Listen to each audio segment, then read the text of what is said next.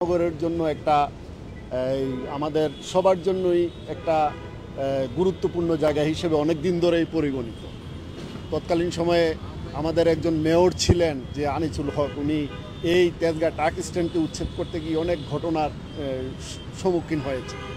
তারই প্রেক্ষিতে পরবর্তীতে এটাকে পরিষ্কার রাখার জন্য তার নামেই এই সড়কটার নাম করা হয় 2015 সালে।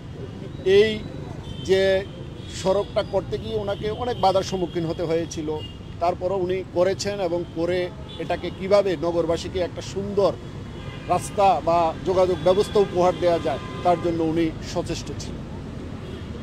পরবর্তীতে যেহেতু এখানে যে ট্রাক স্ট্যান্ডটা ছিল, এই ট্রাক স্ট্যান্ডের জন্য বিকল্প কোনো ব্যবস্থা করা যায়নি, সেহেতু এই ট্রাক স্ট্যান্ডটা এখানেই পরবর্তীতে আবার স্থিত হয় এবং তারই প্রেক্ষিতে আস্তে আস্তে তার কলেবরও বৃদ্ধি পায়। আমরা যে ট্রাক স্ট্যান্ডটার কথা বলছি, এই ট্রাক স্ট্যান্ডটা তেজগাঁ ট্রাক স্ট্যান্ড নামে পরিচিত। এখানে ধারণ ক্ষমতা হচ্ছে 700 বা 800, 700 থেকে 800 ধারণ ক্ষমতার যে ট্রাক স্ট্যান্ড, এখানে 2500 থেকে 3500, সময়ে সময়ে 4000ও কোনো সময়ে এই ট্রাক এসে এখানে থাকে। আশেপাশে অনেকগুলো কেপিআই আছে, তার কারণে দিনের বেলায় ওই কেপিআই এর কথা বিবেচনা করে দিনের বেলাও কিছু ট্রাক এখানে চলাচল করতে দেখা যায় এবং তাদেরকে এখানে অবস্থান করতে হয়। আমরা সব কিছু মিলে দীর্ঘদিন ধরে এই রাস্তাটার উপর জরিপ করেছি কি পরিমাণ বা কিভাবে কাজ করলে আমরা একটা সাস্টেইনেবল একটা ব্যবস্থা এখানে নিতে পারি। তার জন্য আমরা পরিবহন সমিতি যারা আছে, শ্রমিক সমিতি আছেন, মালিক সমিতি আছেন, ওনাদের সাথে আমরা বারবার মিটিং করেছি এবং বিভিন্ন পর্যায়ের লোকজন স্টেক হোল্ডারদের সাথে আমরা মিটিং করে আস্তে আস্তে করে গত 2 মাস ধরে আমরা এটার উপর কাজ করতেছিলাম। কাজ করতে গিয়ে একটা সাস্টেইনেবল লেভেলে আজকে যেই তেজগাঁ ট্রাক স্ট্যান্ডের যে আনিসুল হক সড়ক দেখছেন, এই সাস্টেইনেবল লেভেলে নিয়ে আসতে পেরেছি। এই পর্যায়ে আনার জন্য আমরা প্রথমে মালিক সমিতি আমাদেরকে সহযোগিতা করেছেন। তাদের ট্রাক স্ট্যান্ডের বাহিরে এই আনিসুল হক সড়কে কোনো ট্রাক থাকবে না।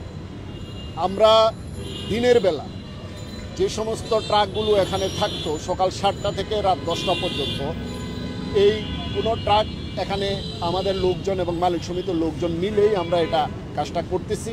এবং রাতে আমরা যদি চারপাশে, যেহেতু রাতের বেলা রেস্টিংয়ের জন্য অনেক গাড়ি এখানে একসাথে আসে, প্রায় 3500 গাড়ি একসাথে আসে, সেহেতু আশেপাশের জায়গাগুলোতে সংকুলন না হলে আমরা এখানে সীমিত পর্যায়ে এক লেনে আমাদের লোকজন রাতের বেলাও আমরা ডিউটি দিয়েছি, সীমিত পর্যায়ে যাতে এখানে থাকে তার জন্য আমরা ব্যবস্থা নিয়েছি। আর এখানে পরিষ্কার করতে গিয়ে আশেপাশের সড়কগুলোতে স্বাভাবিকভাবে কিছুটা চাপ পড়বে, যেহেতু এই ট্রাকগুলোর জন্য বিকল্প কোনো ব্যবস্থা করা হয়নি। সেহেতু এই আশেপাশের সড়কগুলোতেও যাতে সুশৃঙ্খলভাবে ট্রাকগুলো দাঁড়ায় তার জন্য আমাদের লোকজন কাজ করবে। আর পাশাপাশি আমরা কিছু রাস্তাকে ওয়ান ওয়ে করে দিয়েছি, যাতে এই 2-1টা গাড়ি, কিছু গাড়ি যদি অন্য রোডে দাঁড়ায়ও যাতে মানুষ প্রতিবন্ধকতার সম্মুখীন না হয়। দীর্ঘদিন ধরে কাজ করার ফলে আজকের যে অবস্থাটা তৈরি হয়েছে, আমরা আশা করি ভবিষ্যতে এটা আমরা সুষ্ঠু ট্রাফিক ব্যবস্থাপনার স্বার্থে সঠিকভাবে ব্যবস্থা রাখতে পারবো। আচ্ছা, আরেকটি ব্যাপার, আমরা সবসময় সাধারণ জনগণ এটাকে প্রশংসা করেছি যারা এই সড়ক ব্যবহার করে, কিন্তু তারা বলছেন যে বিভিন্ন সময়ে উদ্যোগ নেওয়া হয় কিন্তু এটা সাস্টেইন করে না। আমরা বা সাধারণ জনগণ এই উদ্যোগকে কতটা সাস্টেইনেবল হবে বলে মনে করতে পারে? আপনারা এখানে দেখেছেন, এখানে ট্রাক দাঁড়ানোর পাশাপাশি কিছু ট্রাকের গ্যারেজও ছিল, আর এই গ্যারেজগুলোকে আমরা স্থায়ীভাবে উচ্ছেদ করেছি।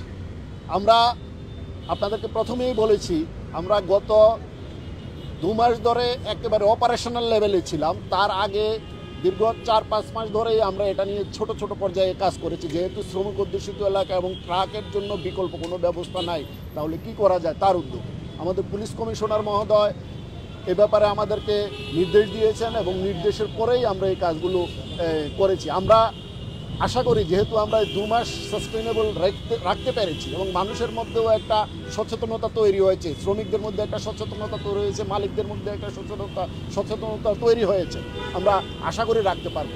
এবং কি এটা রাখার জন্য আমি আপনাদেরকে আগেও বলেছি, এটা রাখার জন্য আশেপাশের সড়কগুলোতে কিছু ওয়ান ওয়ে রাস্তারও ব্যবস্থা করেছি, যাতে এটা কোনো মতেই এই রাস্তাটাকে আমরা কোনো অজুহাত না দিতে পারে আমরা গাড়ি কোথায় রাখবো, তার জন্য যাতে কোনো অজুহাত না দিতে পারে।